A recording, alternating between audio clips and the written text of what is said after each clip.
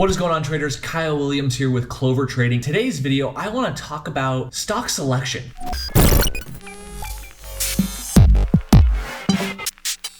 I just want to go over the concept, which is, where the crowd is. What is everyone watching? Usually, not every day, but a lot of days in the stock market, there's a stock that is running and it's got everyone's attention. It's up 50, 100, 200%. Maybe it's a low float, right? It's going nuts. Every short is watching it, licking their chops, want to short it. Everyone who's long eight wants to long to make, the next 300% runner. It's that shiny object of the day. Everyone's got their eyes on it. If you've learned like I have, that's usually not a great time to trade that stock. That's usually a time when it's very choppy. There's a lot of unpredictable moves. If you're like me, who likes to be very calculated and likes to really know and have conviction when I take something that the odds are in my favor, when I'm watching that shiny stock of the day, I don't really know what I'm doing. I don't really know what's going on. My conviction level in a setup I have usually goes down. Finding those stocks that actually don't have that crowd, that maybe once had that crowd in it and now the crowd has left, that in and of itself is such an edge. And we're going to go over today a stock that I traded that, the crowd had left, which once was in, and allowed me to trade it. In this same day, another stock was running hot. It was the shiny new object today, and everyone seemed to want to trade it. But again, I knew very few people who actually profited on it, and I certainly didn't. I didn't even want to touch it. Let's jump right in. The stock that I made money on today, a little over $4,000, was MLGL.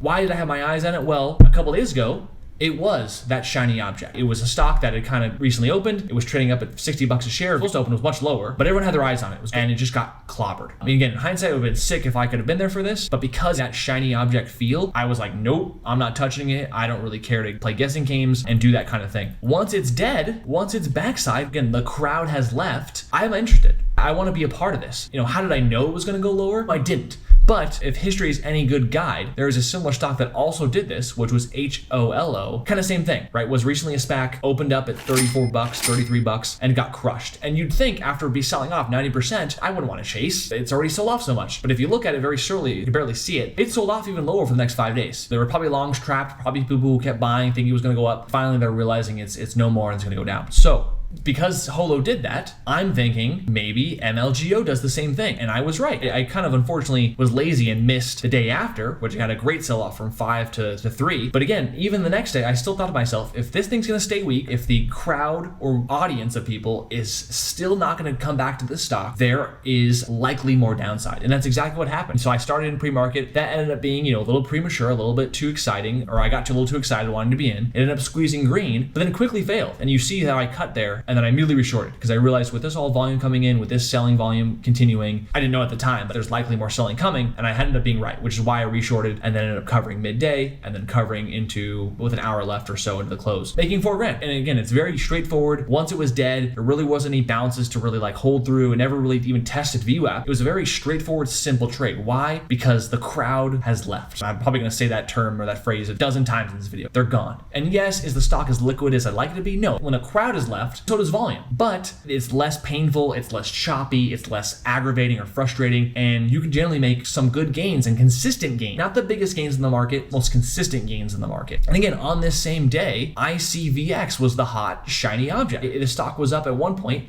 close to 100%. It was approaching 100%. I think maybe 80% it was up. And I saw a lot of people talking about it. It's like, oh my gosh, it's going higher. Oh, this thing's overvalued. I want to short it. I see all these people chat in all these different chat rooms or on Twitter or wherever. And that's great. There's nothing wrong with that. But you gotta understand, when I personally look at this price action in a lot of ways, I personally don't know what's going on. And I remember seeing this parabolic, this move in the morning, and it halted up a few times. And my gut feeling was telling me this thing scares me. I don't know what's going on. It's very choppy. This kind of parabolic morning spike is not the parabolics that I know. It's very different than that. And mainly I think that's because it was choppy. The whole crowd is chasing after this shiny object. And meanwhile, again, here's this choppy headache that people are taking losses on that I personally heard some people took losses on. And meanwhile, there's MLGL. It took a mini loss for me in the morning, or not the open, first few minutes, but then reshorted, and right after that, rest of the day, easy, straightforward fade. Same idea as MMTLP. I traded this stock a few weeks ago on the 30th of November. And you might think Kyle, why did you pick the 30th out of all days? Again, on this run up and even to this run up, the crowd was watching it. People being I want to get long, I want to get short, whoever it was, more eyes were on it. I'm looking for when less eyes are going to be on it. There's less people fighting over fills, and there's still good enough liquidity, but it's usually long selling. And as a short seller, I'm going to be there to catch that sell. So when we were starting to break down, or I thought would be a breakdown under this, mid-9s level, which ended up coming on the 30th of November, that's when I wanted to get short. And so if we go into my trades here, this is the screenshot of that day. Right out the open, it pretty much went red. I wanted to get short just in case it was going to break 950. I cover a little bit right at the 950 support, but then you see it cracks.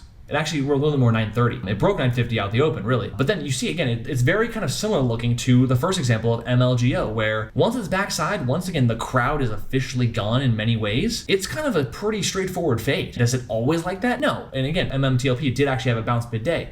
But the point is, from a short seller's perspective like mine, I'm looking for that stock that's kind of have an easy fade, not the stock that's going to chop around and give me a headache and give me a better chance of losses. And if you've been around long enough to see some of these big runners or these supernovas, it happens. Look at things like BBBY, stocks that have just run massively. The whole crowd is watching it. Everyone wants to trade it. But once the crowd's gone, give it a couple weeks, couple days after this main bounce in the 12, 13s, 14s, back down to $3. I'm not a big time swing trader on the short side. I can't help but look at this thing trading at the 8s, and if you were swinging it for even a couple weeks, you could have covered it down in the 5 or 6s, and I didn't take it, but I probably should have. It might be a strategy I want to implement going in the future if I want to adjust it, change it up. Hopefully you're getting the point. It's a lot of fun, it's a lot of excitement to trade a stock when it's hot, but you got to be good, and you got to be really good. And even myself sometimes am not good enough, and I lose plenty. But the times when the crowd has left, the backside is in, and as a short seller, that is where I shine. And that's really what's kept me consistent over many, many months and now years of trading. That's pretty much it, guys. Hopefully you guys learned that lesson of, when the crowd is there and when it's not, and how you can utilize and better your trading with that concept. So anyways, like and subscribe. We'll be having videos coming out weekly, and I'll catch you guys next time.